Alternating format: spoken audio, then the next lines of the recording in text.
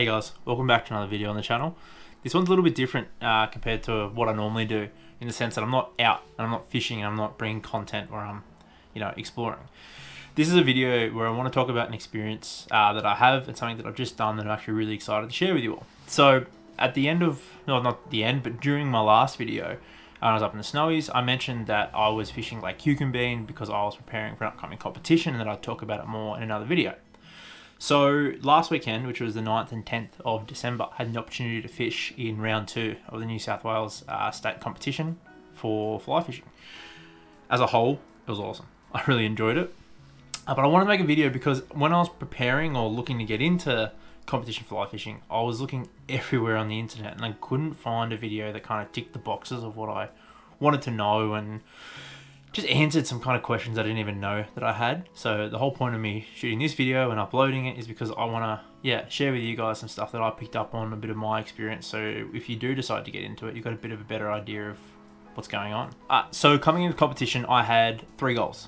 Number 1 was I wanted to be a sponge. I just wanted to learn and absorb as much information that I could and just basically develop my skill set as an angler and a fly fisher. Number 2 is I wanted to bag a fish a session. Now I did and kind of didn't happen. I caught 4 fish total in the first day, so that's 2 a session, which I was stoked about. The third session I blanked, which was really, really upsetting, and then the last session I got 2. So the overall goal was 4 fish. Then I did it, but if the overall goal was a fish a session, I just missed out. But it was still really, really good fun, and I learnt heaps. And then finally, which I kind of just alluded to, I wanted to have fun because I knew that if I didn't, I wouldn't want to come back and do these sorts of competitions and put myself out there. So I think I went in with really good goals and I was able to stick with them and achieve them, which I was happy about. So coming into the competition, I didn't really know anything. I'd fished impoundments one other time, which was I think 2 or 3 weeks earlier, which was the video up the Snowies, and I was so green at it. I had no idea. I was lucky enough to be taken under the wing by someone named Chris, and Chris had just absolutely showed me everything that I needed to know. I was information overload. I definitely didn't retain it all, but I tried to retain as much as I physically could, and it kind of put me, I guess, in a good position to understand a little bits of what was going to happen and to just be able to walk in with a little bit of confidence and be able to give it a crack. What happened in the comp was I actually managed to catch 4 fish on the first day, including, my largest trout I've ever caught, which is a 50 centimeter brown trout. Now a lot of you are probably sitting there, especially if you're from New Zealand, and going 50 centimeters, man, I throw streamers that are bigger than that. Well, yeah, that's fair. Now, fishing the actual competition, I was at Lake Cucumbean. We're based out of Buckendera, and it was a slog. It was very, very difficult. Not only because the fishing was hard, but also the fact that you're in competition, your time pressure just made it that extra level. But I still had an absolute great time and absolutely loved it. I met some really, really amazing people and had such a great time. I want to give a big shout out to Ricky, Mark, Jeff and Tom, who are all my boat partners and all, were very, very experienced anglers and were more than happy to answer any questions that I had. And that was a very invaluable resource, and that's probably a huge thing for anyone looking to get into competition fly fishing. And people that typically bring their boats have been fishing for quite a long time, and of those 4 gentlemen, I think 2 that I've been competition fly fishing for longer than I've been alive, and one of them has just come back from Slovakia at the recent Worlds and placed 4th. So, there was a lot of experience that I was able to tap into and to pick the brains of, and I really, really loved it. Another thing from my experience was I got to meet Peachy from Peachy's Fly Fishing. Earlier this year, I dislocated my knee, and I was sitting on the couch moping, and Peachy was a pretty constant on my TV at the time. So just want to say a big thank you to Peachy, and you really appreciate all the advice, and he was always keen to check in to see how I was doing, how I was enjoying it. So that was awesome. And then finally, Tom. I mentioned Tom before. This is Tom Jarman from Tom Jarman's Fishing. Tom is a phenomenal angler, and to fish with him was probably, besides from that 50 centimeter trout that I got, fishing with Tom was probably a highlight because, again, Tom was a staple and still is a staple on my TV. But also his level of intensity and the way he approaches water was awesome. Just to learn off him and to see how, he deals with difficult situations or water that he hasn't fished before or doesn't know. that was really cool, and I loved that so much. And I think my skill set and my knowledge has just, expanded massively. The important stuff, what I learnt from the competition. Now, the first thing that I learnt from the competition is you don't need all the gear. I went into that competition and I had one rod, one reel, and floating line, and then flies and leader, etc. But that was it. I didn't feel, except for one session, I didn't feel like that kind of stopped me. Especially on the Saturday, on the first day, all my partners would, be going from floating line to sinking line to intermediate to try and find where the fish were, and I beat my partners on the first day. So that didn't, I really didn't feel like that kind of held me back. One thing that it did do is on the third session is my boat partner managed to get onto a fair few fish that were sitting deeper, but that obviously with floating line, I wasn't able to get my flies down fast enough to get to them. So I definitely think that having a sinking line would have helped, but you could easily get away with just a floating line and still go out and have heaps of fun like I did.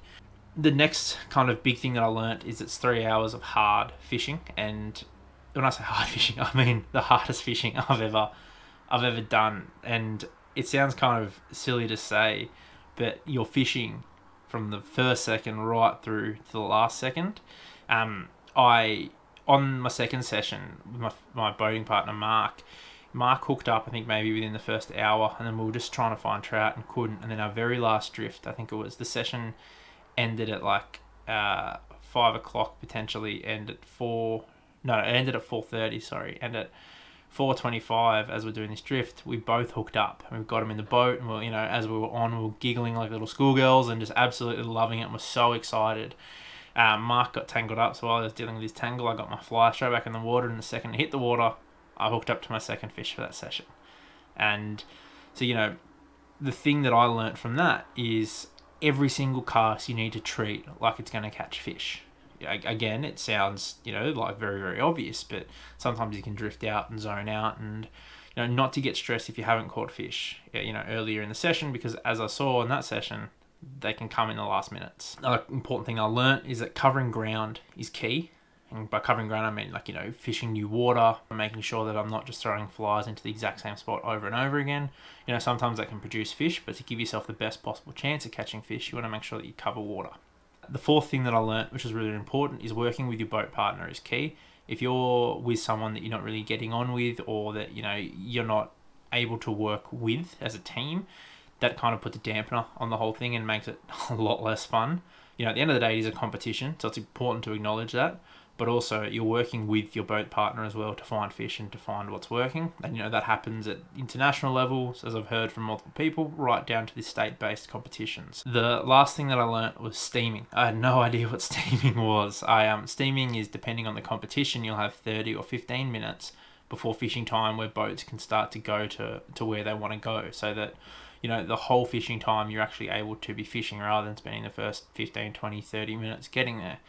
It didn't catch me out. I wasn't late for anything, but it's something that I think is really important for people looking to get into it. Understand that you could have up to half an hour before fishing time to start where you're actually allowed to be on the boat going to where you want to go. So a good bit of advice I'd say would be before, maybe an hour before competition, go down, meet your boat partner, set up, and just get ready for the session that's about to come.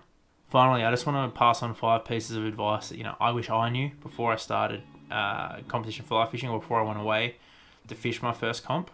Number one is you don't need all the gear. It's very easy to go out and spend thousands, and if you're in a position to, go for it. You just need a 5, 6, 7 weight rod, floating line as I had.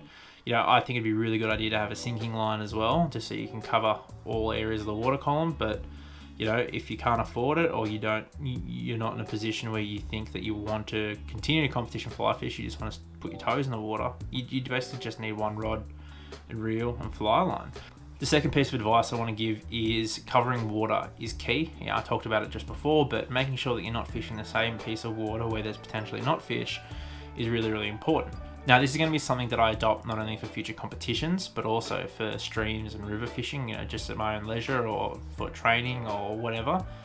Just because I tend to get caught up in water. So if I see some fish rising or, some little trout jumping, then I'll sit there and be like, nah, there's fish here. I've got to fish.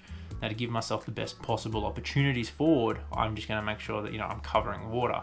The third piece of advice that I have is it's easier to retie a leader than sometimes it is to untangle it. Now, of course, when you catch a fish, or you're casting into the wind, or you do something silly, your leader gets caught up, gets tangled, and it's just an absolute mess. Now, one thing that I found really interesting is that a lot of people just straight away go, nah, I'm sacrificing that leader, cut it. They've already got pre-tied leaders, and some people even had pre-tied leaders, and on those leaders were already the flies that they were fishing, because they knew that's what they wanted to fish. So all they had to do is basically tie one knot for the leader to connect the leader, and they were back in the water. So what may take you 15, some people, 10 to 15 minutes to untie a leader, took some people 30 to 40 seconds to just tie on a new leader, and they're back fishing in the water. Another really kind of, I guess we'll call this a sub tip, because it's somewhat in the same relation as this, is if you do get your line tangled and it's not horrendous and it can be pretty quickly untangled, cut your flies off.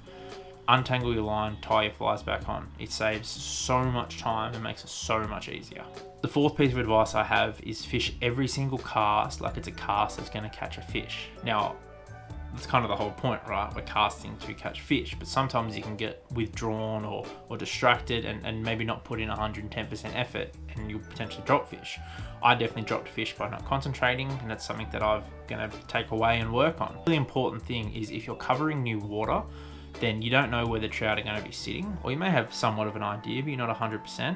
Then when you're covering the new water and you're fishing new waters, as that fly comes, as you're working that fly back, or as the fly is working down, it gets taken. So you want to make sure you give yourself the best possible standing to be able to hook and land that fish. And it does sound pretty simple, but I think it's a very, very good technique to adopt. Now, one kind of as a side note, one of the things that I picked up with fishing with Tom Jarman was Tom is very, very focused when he's fishing. That's because he's constantly thinking about line management, where he wants to go to next, what the water's doing, what the drift's doing, and then where he thinks the fish are going to be. And that was really, really interesting for me to sit and fish along next to, because I was able to pick up on all of that. And, in the times that we did, really engage in conversation, Tom was really, really open about what he's doing, why he's doing it, and why he does it is the really important thing. The big why your boating partners do things is important. And that kind of leads into piece of advice number 5, which is learn off your boating partners. For me, I had 2 of my boating partners have been competitively fishing for longer than I've been alive. And then one of them, is up there is some of the best anglers in the world. So it's really important, and probably a wasted opportunity if you don't, to not learn off them and to not pick their brains, to not view what they're doing and ask why or ask any sort of question, because everyone that I met over the weekend was absolutely lovely and was more than happy to offer any piece of advice or anything that they could give. So finally, I just also want to give a big thank you to Fly Fish Australia and the New South Wales and ACT state chapter for Fly Fish Australia for putting on that competition and making me feel so welcomed. And if you've stuck through the video, I'm sure you're wondering, how did I do with my first fly fishing competition? Now, before I get into the results, I just want to say I'm happy with how it went. I caught my biggest trout. I had so much fun doing it. I met some phenomenal people and I walked away with so many skills. Unfortunately, I didn't really have the results that I wanted. I came in 25th out of 28 anglers, so I was a little bit low on the leaderboard, but as a whole, I'm really, really happy with how I went. I'm happy with what I've been able to walk away from the comp with and the skill set that I've now developed. And I'm definitely, excuse the pun, I'm hooked and I'm in. So I'm looking forward to doing so much more. Hopefully you've been able to take some things away from my experiences and I guess those 5 pieces of advice that I was able to offer. If this video helped you in any way, or if you have anything further that you want to add and which may help out someone that's looking to get into competition fly fishing, make sure you chuck it in the comments below. And if you like this video, give it a like and subscribe, and I'm keen to get some more videos up soon, and your support in the channel just really drives me to be able to do that. So thank you very much. Catch you on the next one.